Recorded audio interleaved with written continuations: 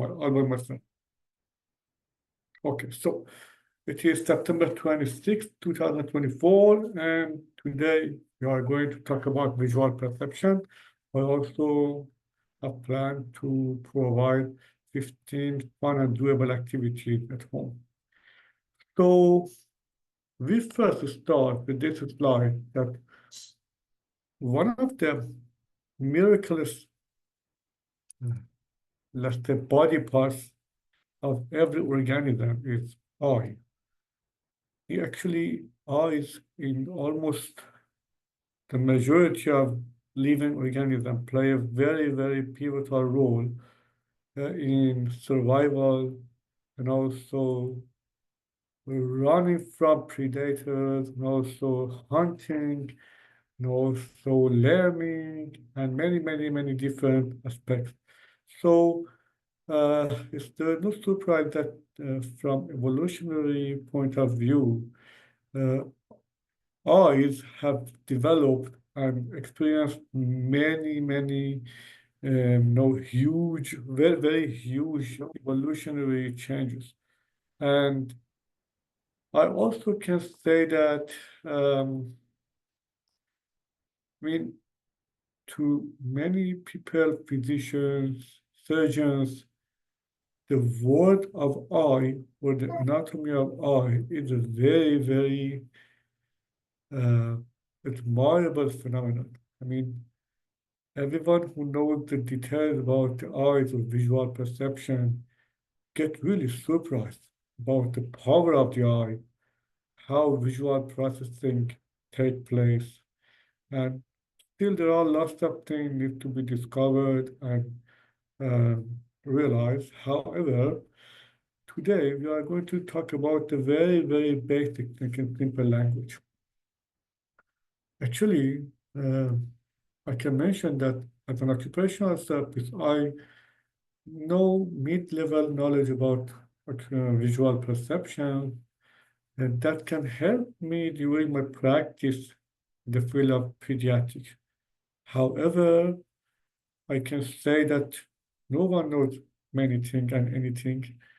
So there is always someone else who is more expert, more experienced, and together we have made a kind of environment in which we are trying our best to serve the clients to the fullest.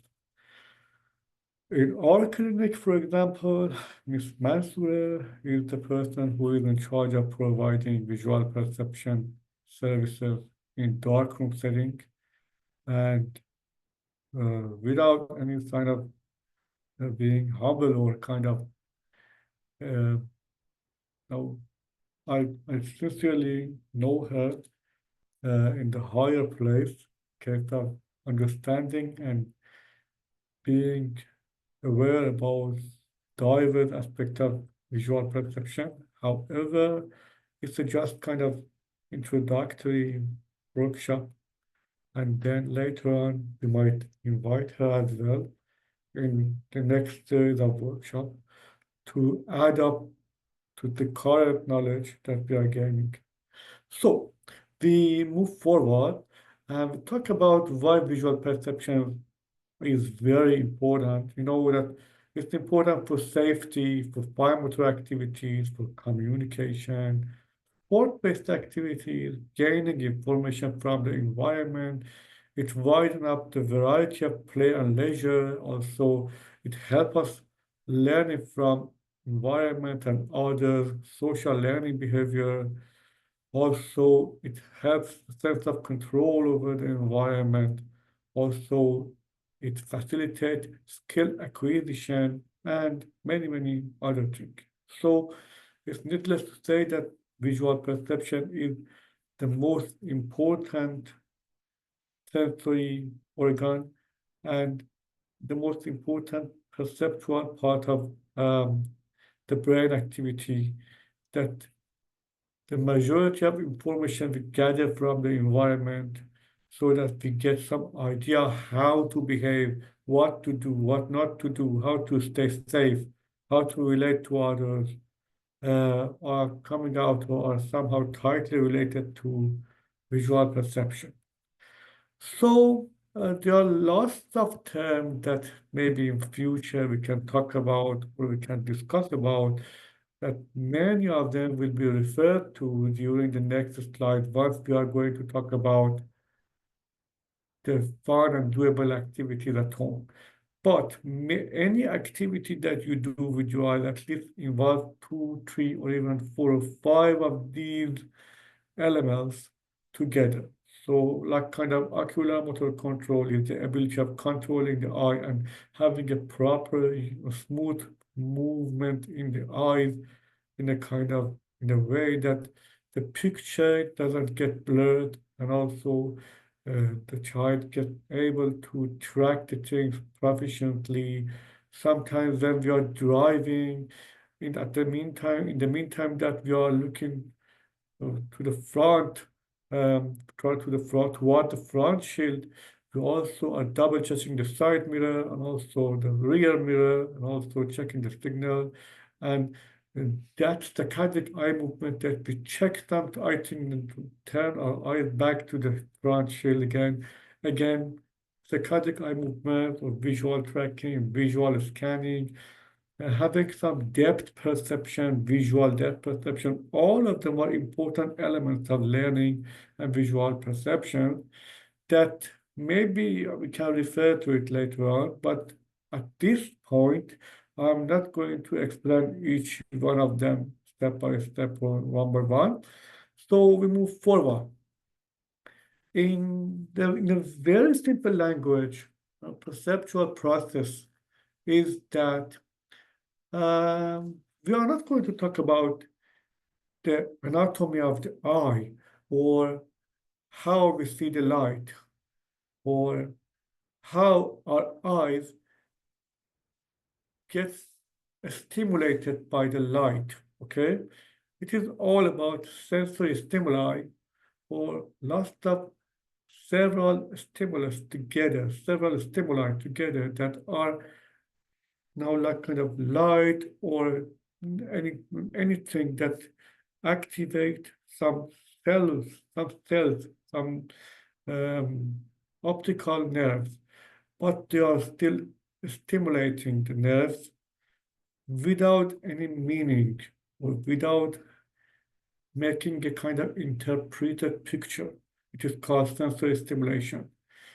In fact, once we get exposed to something, if it is a kind of mug, okay, if we don't see it as a mug, if we just acknowledge its presence versus its absence, okay, that we see something that we don't know, that there is something that I don't know the name, and I don't know its color, and I don't know its movement or direction or the path or the proximity, or which is far or front or the side, that I don't know any information about it. Just I realized, noticed some changes in the environment. It is the basic level of sensory stimulation. But the more I have a kind of good perception about what I'm visually seeing, about the picture which is registered in my brain, it is called visual processing and visual perception. That needs cognition, that is tightly related to language and cognition, and also visual attention and memory are needed. Also, the child learns how to interpret the pieces of that, interpret several elements of that through parallel processing that we later speak about. And then we said, oh, it's my mark. Okay, fine. I have missed it.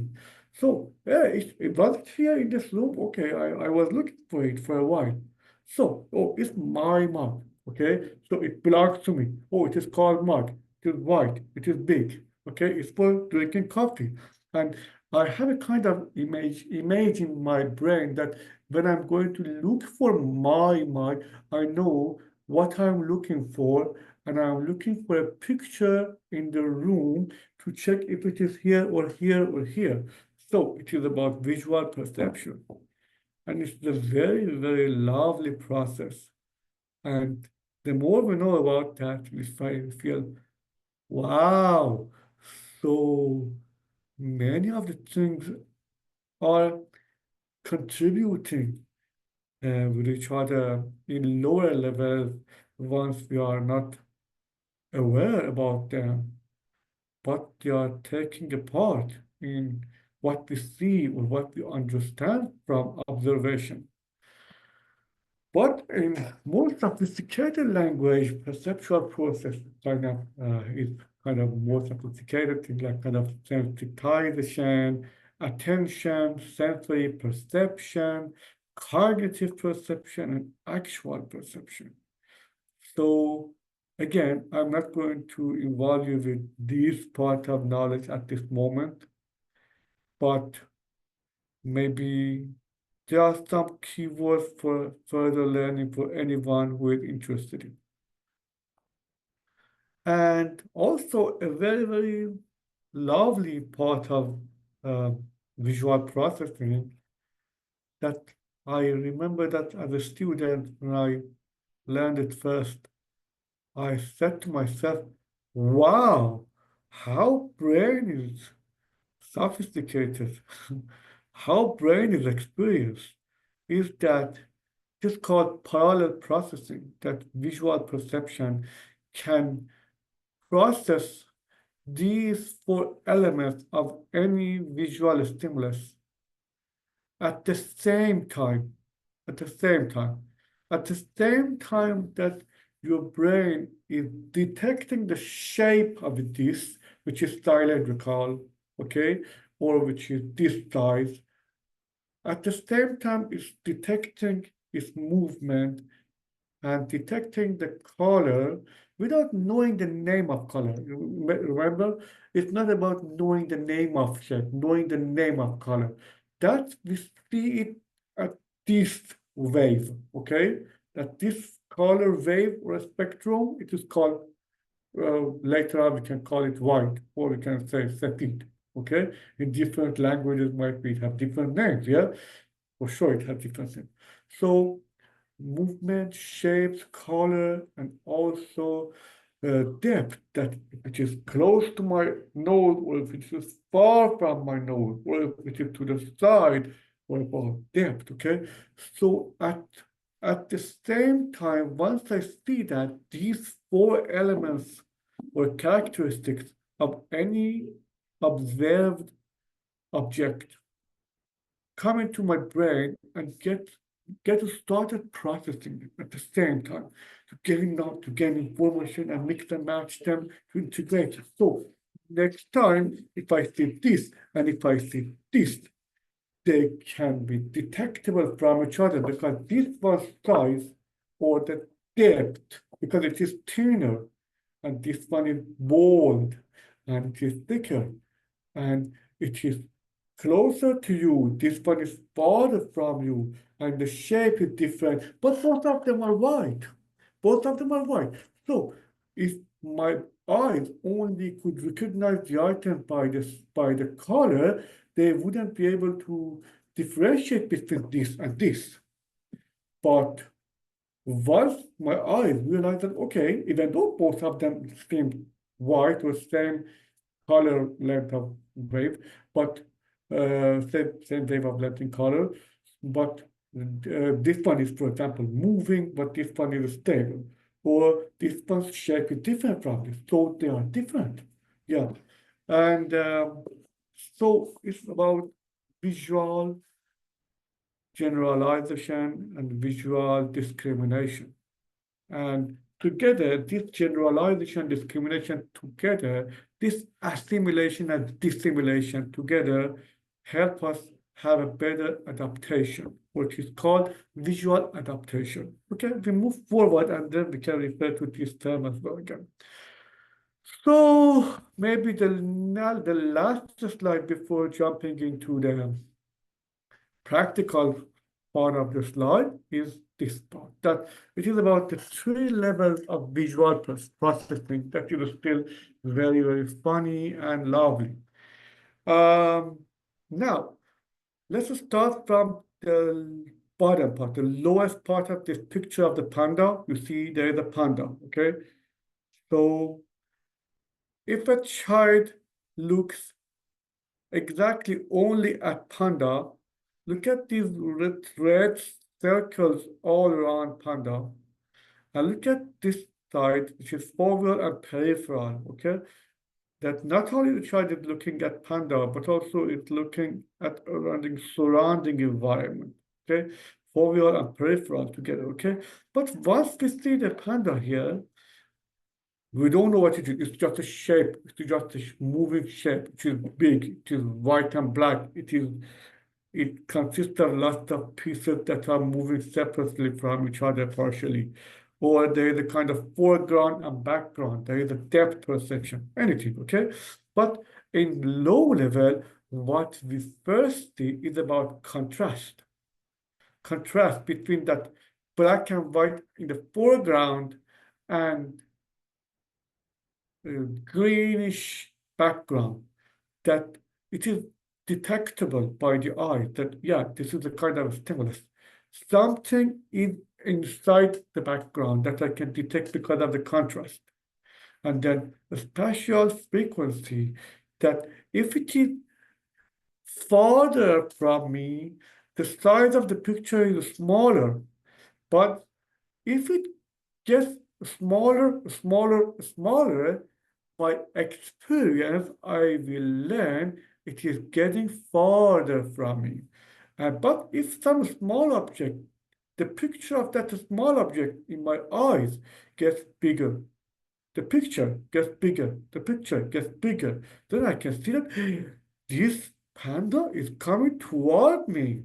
Okay, so it means that once I see the special frequency, okay, this thing is getting bigger, by taking frequent and repeated pictures of that child, that organism or stimulus or object, I can detect movement of that thing. Yes, it is getting closer to me, either in depth or to the side, and it is getting farther from me, and it is about spatial frequency and movement. And then it is about color, that we can discriminate and differentiate colors from each other, and also it's about orientation, if it is oblique or horizontal or vertical, okay? That anything in the environment, either in two-dimensional or three-dimensional, it has some direction or orientation that these things are being interpreted in low level. I mean, even the child with low-level processing speed is expected to understand this one and the change to this one, because it's about the direction or orientation of this thing. Yes, but we are not going to expect the child to understand the difference between this and maybe a blurred picture of any other pencil that needs more attention to the details to detect the difference between. For example, just one pen that has this clip and another pen, same color thing, but doesn't have this clip as a piece. So, which is about the mid-level. Once a child learns how to mix and match the pieces of the information together, for example, the pieces of the shape or elements together, understand that can detect the texture of the item by looking at it. That once you see something very well, you can feel that it is rough and tough, or it is lumpy, or it is smooth, or it is safe or unsafe by the texture, okay? Or once you get some 3D depth perception, that you can have kind of visual spatial perception in general, then they are called mid-level. So in mid-level, you are gradually getting to know, oh, this is a kind of moving animal. And then in the high level, what the child learns or see is that, oh, it is a high level. Maybe it's the panda. I have seen it in an illustrated book earlier. Oh, it is so similar to the illustrated picture, no, the illustrated book. I have seen panda before. Is it the real panda? I have seen just this animation. So I can find some resemblance or assimilate it to the former picture I have seen, or detecting the parts of face together. So the child at the high level of visual processing can see the face instead of paying attention to each part of the face separately. Okay? Some theories are saying that in some children with autism, it is very hard for them to see the face. They see the parts of the face separate from each other. That's why sometimes they get anxious and they cannot establish or maintain good eye contact. It's just a theory. Sometimes it applies to children with autistic um, spectrum disorder. Sometimes it doesn't. So we need to take caution upon interpreting the child behavior which is related to visual processing or something else. But the ability to detect the face or detect the item or object or call some object and name it. Okay, it is called mug. Okay, it is called body. And the people might have different sizes of body, but it is still called body. We might have different size or color or textures of chair, but based on the function of all these objects, all of them are called chair. Some chair might have higher backrest, some other can have lower one, or softer, or firmer, or made up of metal, or made up of wood, but they are all called chair. Yes? So, for example, if one of the clients in the clinic say, sorry, I think that my child has lost his water bottle here, then I can say, okay, can you tell me some specification about the water bottle so that I can go to the lost and found bucket and then look for it? And the parents would say, for example, yeah, it's a kind of rather large water bottle with some tiny picture of Mickey Mouse all around the walls of the water bottle, and also the color of the shaft of the water bottle is, let's say, greenish and bluish.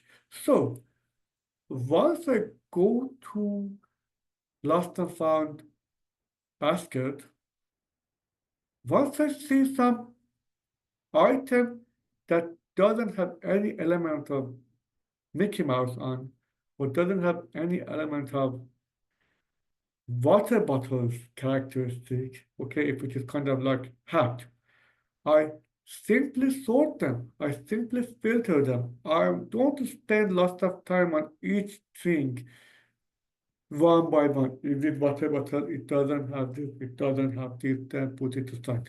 So I can look for it in a faster pace because of the very admirable visual processing ability that we human beings have.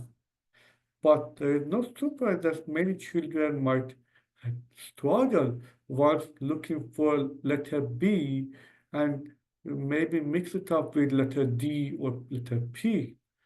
Or upon writing task or spelling or reading, maybe they might have problem, or maybe they're the kind of writing in a mirror way or a kind of upside down, yeah?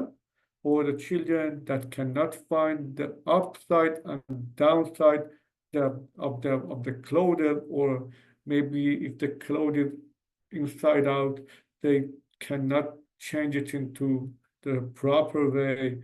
So they could be related to visual processing and visual perception, yeah? But mostly between mid-level and high level. To be honest, for children who are struggling with low level and mid-level, this area, most of the time, the 15 fun and doable activities at home are not going to address all the concerns. So for low level processing, visual processing issues, I strongly recommend you to seek expert um, work or expert service. For moderate or mid-level, maybe there's a combination of help of expert or consultation from an expert and some doable activities at home. And for high level, maybe there are plenty of worksheet or materials that you can pursue, follow, purchase, and work at home. So now is the time to spend the rest of the session on those doable activities at home. But before we jump into that, I'm going to ask each one of you that if you have a question or comment so far, please share it with me, okay? In the chat box, that upon reading them during presentation, I can refer to that as well. So I give about 2 minutes for any person to write down in the chat box, and then I will start the next phase of this workshop.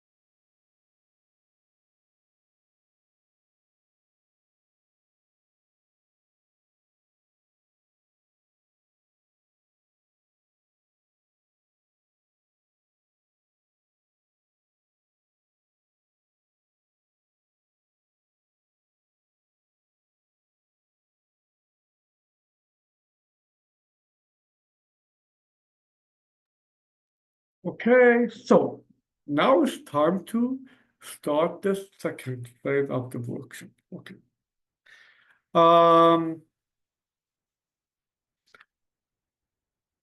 Number one activity is called detective, that you are going to assign your child or even give him a costume of a detective and a kind of hat and a kind of, let's say, yeah, just something like costume that the child really feels the role.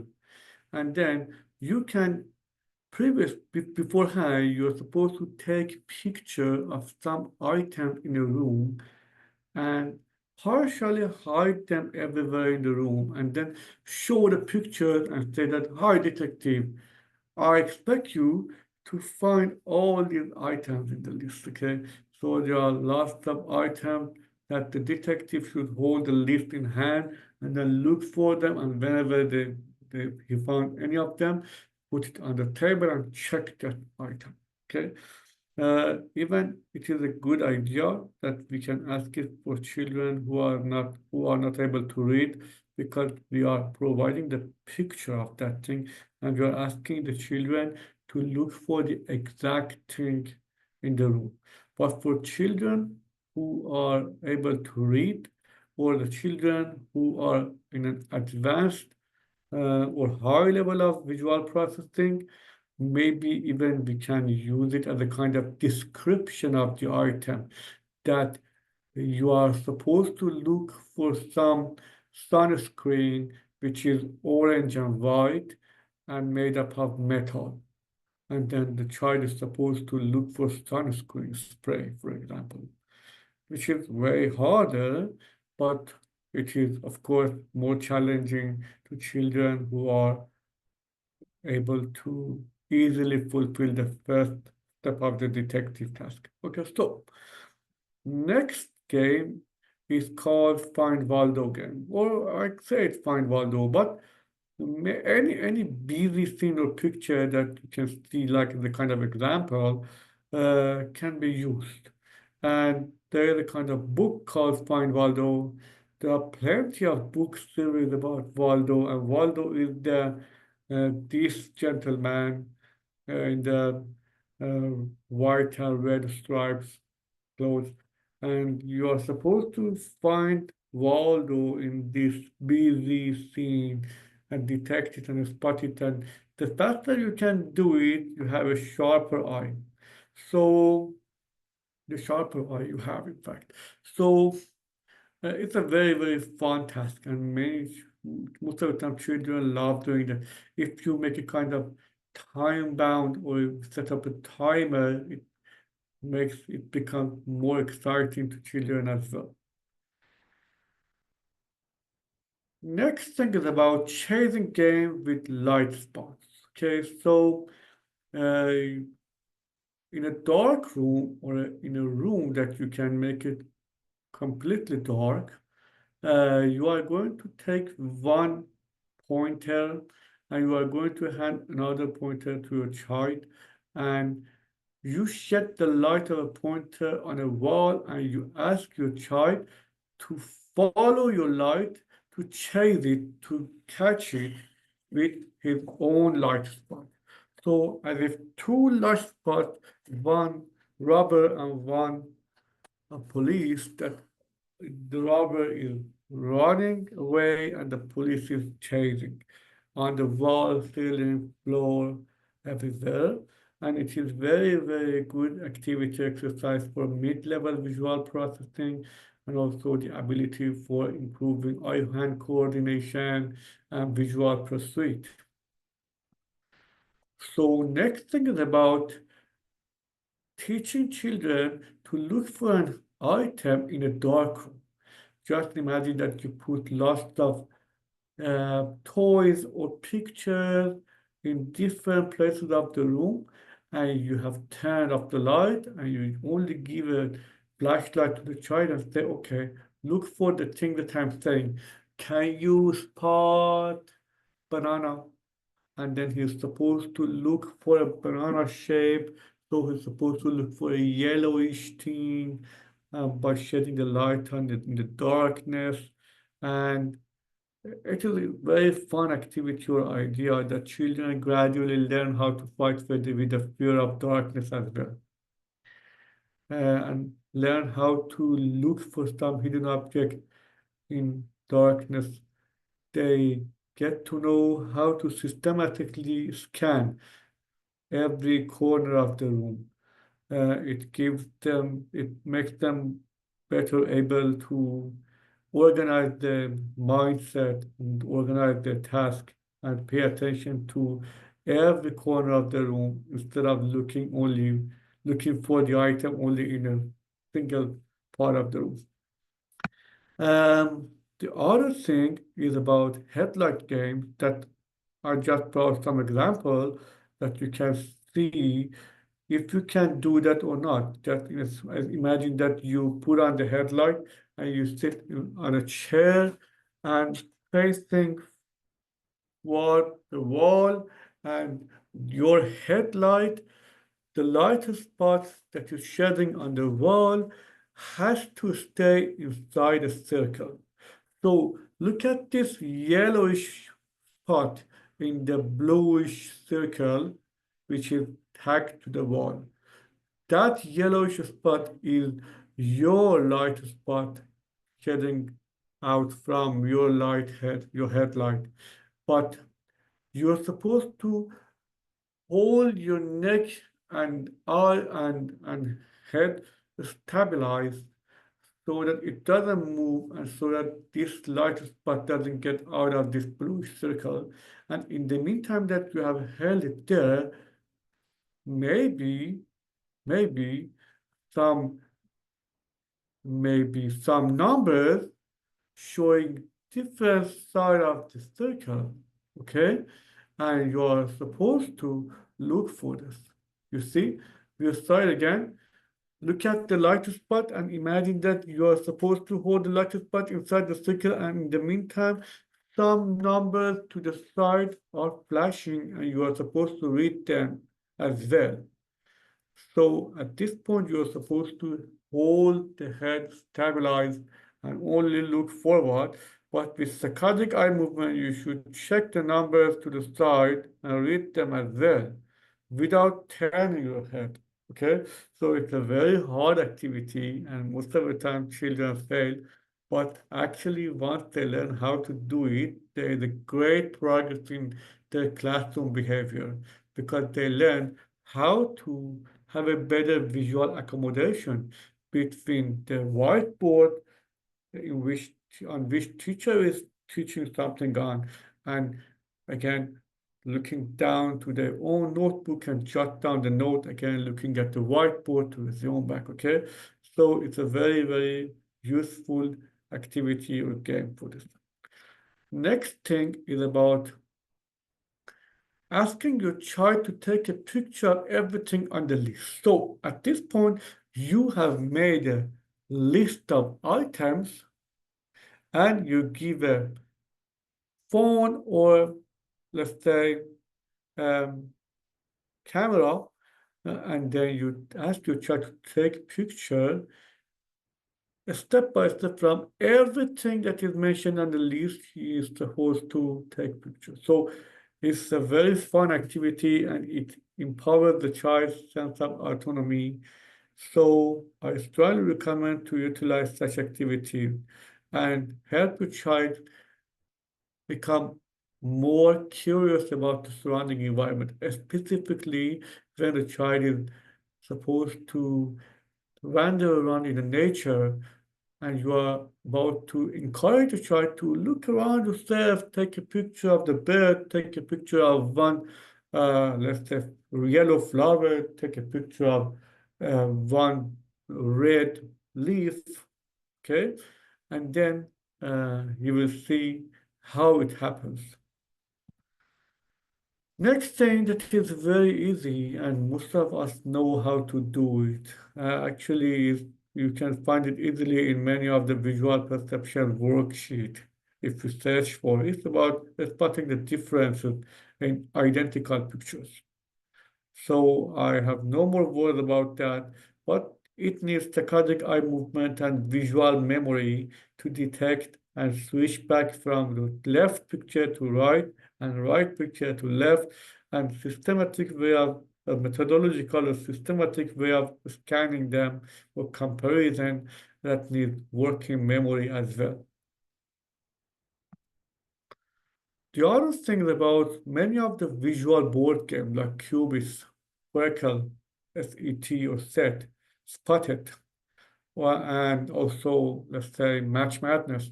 So they are they are the board game that are kind of derived from visual processing test. In our clinic, for example, we have test of visual perception, okay? And many of the items that I have found in these visual board game resemble the visual processing test in clinical practice. You can practice them. Many of them can even enable some features of ability that resembles some IQ test or standardized IQ test as well, like Raven, okay? And it's fun.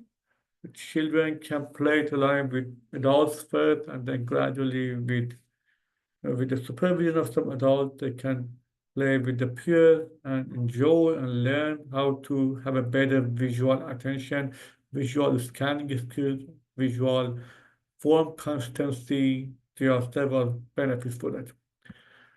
Number 9 is I Spy with My Little Eye game that it has its own book as well, but sometimes it's the kind of game that, as far as I remember, Ali, Mr. Putapa in our clinic, plays along with the children in small group program as well.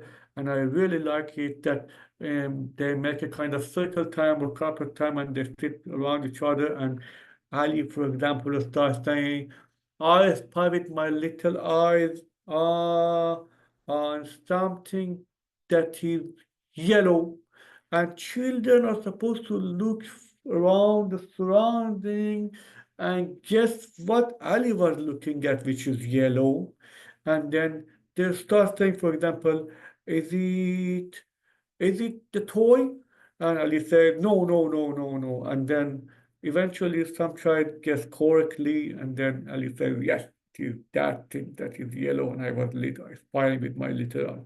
And then it is the child, another person, a child's turn to start looking at something and targeting it discreetly, and then start saying, I'm spying with my little eye on something which is red, and others are supposed to look for it. Is it red? Is it red? Is it the chair? Is it the table? Is it the pen? Is it the Lego?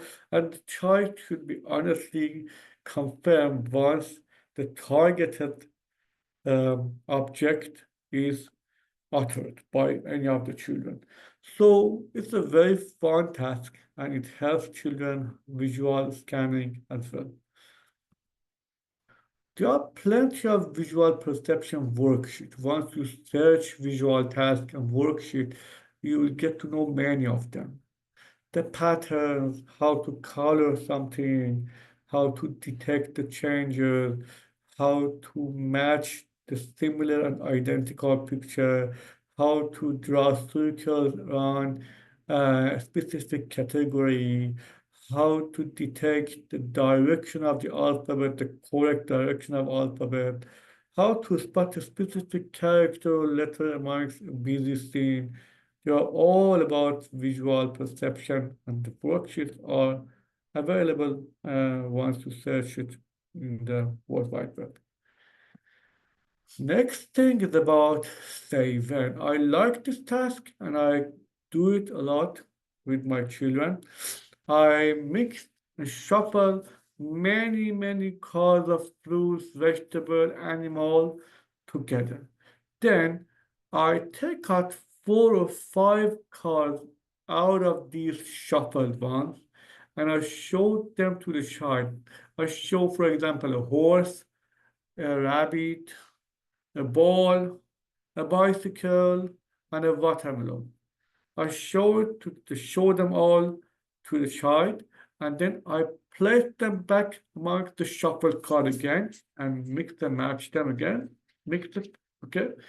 Then I start rolling and paging the cards very quickly, and I ask the child to keep his eyes on the moving card, and whenever he sees one of those 5 pictures, he's supposed to say stop, and then I put that watermelon that he detected aside, and then he's supposed to keep his eyes on the revolving card, and whenever he sees any of the items like bicycle, watermelon, ball, or this thing, that he horse and rabbit, and then what he detects them, he should pick and say stop.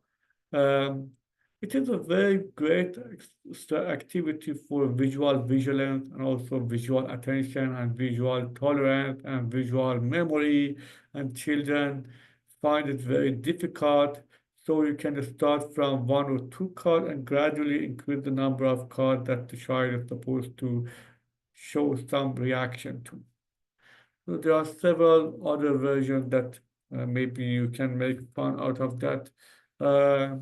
So number 12 is that you make a pattern or make a structure with the Legos, and you take a picture of the Legos, and then you demolish the structure with a kind of you fist on the Lego and then smash them, and then you can say, "Ooh, can you remake it again based on the taken picture?"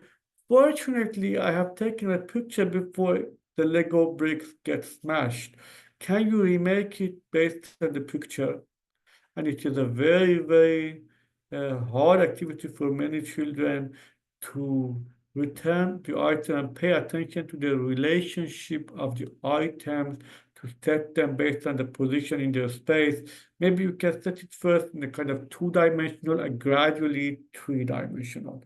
So if you put them in a kind of stacking them in a linear way, it is two-dimensional. Well, either it is horizontal or vertical, or horizontal and vertical, it is two-dimensional. But if some item is to the front or behind, okay, then the third dimension is added to the structure, and it is way harder to make it from the taken picture. But it activates different part of the brain and visual processing, visual perception. And it's a very, very useful activity to detect the children's problem, why they are struggling with the spelling or handwriting or the quality of handwriting or reading abilities. We can detect it by use of Legos. If you don't have Lego bricks, maybe you can use swaps. Yes, swap. That you can put them in different direction and take picture and then ask to try to remake the same pattern with the swap or with a marker. Yes, with the marker, the pattern of yellow, purple, yellow, yellow, purple, blue, take picture and then change it and then have to try to make it based on the picture. So there are plenty of things. Maybe you can use ordinary object or materials in the room. Maybe take a picture of, you put the shoes, a pillow, a blanket, a napkin, and a mug next to each other, take picture and ask your child to remake it, to make the same pattern again. Okay, anything related to. Next thing is about if you can spend some time and make it in the PowerPoint slide, it's a very powerful thing. It's a very, very powerful strategy to activate and teach children to work. Many of children that love high technology or advanced technology, they might not welcome paper task. But once you open up a laptop in front of them, they enjoy and they cooperate with you and they put the activity and gradually they get self-confidence or they get more engaged in the activity. So let's play it together. So look at the first row, which is orange juice, scissor, ribbon, kind of, so hat and ladder. And look at this. You are saying these 5 items. Can you remember what things were there? Did you memorize them? If I ask you to memorize them all, and after 7 seconds, I hide it. Can you remember all of them step by step? Whenever you forget, you are supposed to say, I forgot. Then I show it again to you. You keep memorizing, again I hide it, okay? I keep doing so till you can remember all 5 items. You can start from 3 items, you can start from 4 items, and gradually you can work toward 5th or 6th or maximum 7 items. Not more needed, okay? Or the next task, like these rows that you can see which what was here? What was here that is missing? There is some item missing. Can you detect it? Okay, that was the car. But remember, if you have prepared many slides like this, and every time some of the item gets missing by a single click, and you can again show it to the child by next click backward, then it's lots of fun for a child to practice visual memory like that. Or the last one, the last row, the bottom row, you can see it. Pay attention to all of them. Okay, what is changed? There is nothing missing, but some of the items changed. Did you spot it? Okay, so it's the task that you can practice at home alone with the children. It needs a little time to prepare them, but you will not regret of doing that because it's really entertaining children. Okay, so number 14 is that you can make a kind of maze with the tapes on the wall. Just imagine that you put the tapes or ribbons on the wall, stick them to the wall, and then you ask your child to shed the pointer light on the tape and do not get out of the track. Stay on the track of this maze and move it toward this. It is a great technique for eye-hand coordination and also wrist stability and also visual fixation, binocular fusion, and also visual pursuit and tracking. So there are several benefits for that. And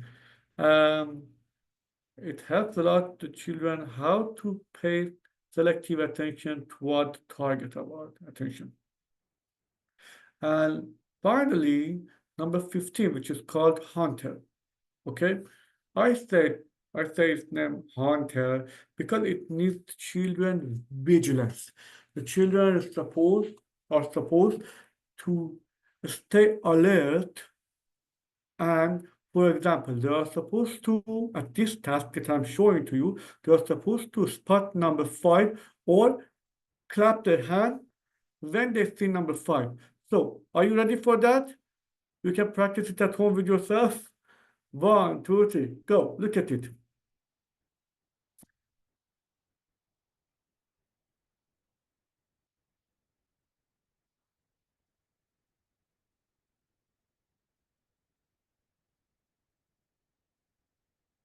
Yeah. So you see that some of them are showing fast. Some of them takes 4, 5, 6 seconds to show. Okay. And that the child stays alert, doesn't look everywhere else. Just stay alert and pay attention, pay sustained attention to the frame and stay vigilant toward this visual stimulus. Okay, it's a very, very key factor that children are supposed to learn. So it's called Hunter. I just made a name for that, and it's all about visual vigilance and alertness. So last slides in the last minutes of the workshop. First of all, you need to know that for some fields of some issues in visual perception field, you need experts work, okay? For example, if the child is dealing with some syndrome like Brown syndrome or Duane syndrome or any other eye movement syndrome, that there's a kind of atypicality in the position or size or direction of the eyes in rest position, in rest situation. Or if your child is showing some nystagmus, that is, nystagmus is about involuntarily movement of the eyes, horizontal, vertical, or some kind of vibration in the eyes. No, all of us have post-rotatory nystagmus. All of us have nystagmus when we are sitting stabilized and we watch something moving, okay? But some children have nystagmus even when our eyes are staying focused on a target, their eyes are vibrating. And it doesn't let them have a binocular fusion, and the picture they see is blurred, and gradually the brain learns not to look through that eye which is vibrating involuntarily. So nystagmus is not a thing that you can fix it at home, and maybe at this point, beside the works of some optometrics will do something on that, but occupational therapists are also experts in this field as well. Or amblyopia, which we call lazy eye. Again, you see one of the eye has come out of the correct convergence. So both eyes should have accurate conversion and divergence to have a good binocular fusion. It means that the brain learns how to see with both eyes, but see one picture. In fact, like left and right hand, we have one dominant hand, we have one dominant foot, and we have one dominant eye. Sometimes our dominant eye is right, and our left eyes are only responsible to complete the visual field, but our left eye is not going to interfere with the picture which is taken by the right eye. It just completes it. It just gives depth perception to it. The exact way that our three camera phones. Once we have a 3-camera phone, it gives the depth to the taken picture, right? So same thing happens to the eyes as well. And sometimes when a child or a person is dealing with amblyopia, that lazy eye doesn't give a good picture by 2 eyes, and the picture or vision might be blurred or even double vision. We cannot easily fix it at home or with those doable or fun activities, okay?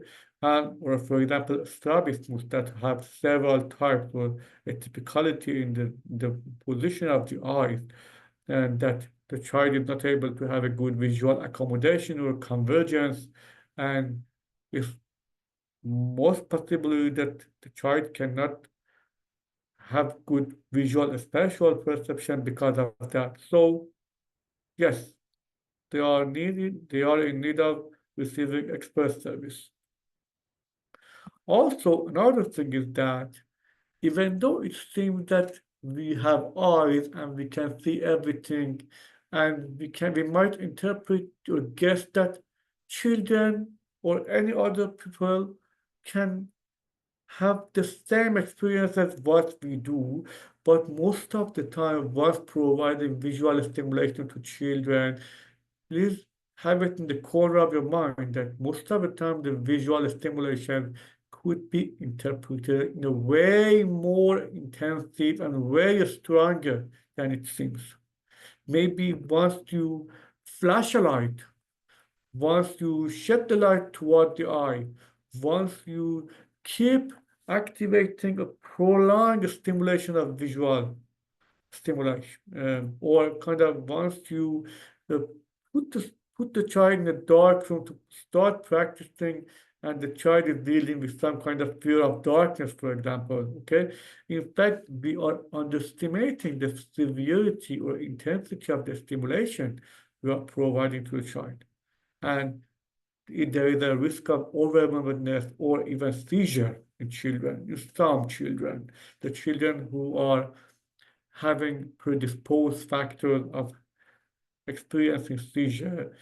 They are the ones that are prone to seizure, or there is a kind of history of epilepsy for a brainwave. So all visual stimulation should be delivered to children with a graded strength, gradually, and also by expert consultation. So if you have any question, I'm here to respond to you, or answer your question for 5 or 6 minutes. Thank you very much. And we can stop the recording right now. Thank you.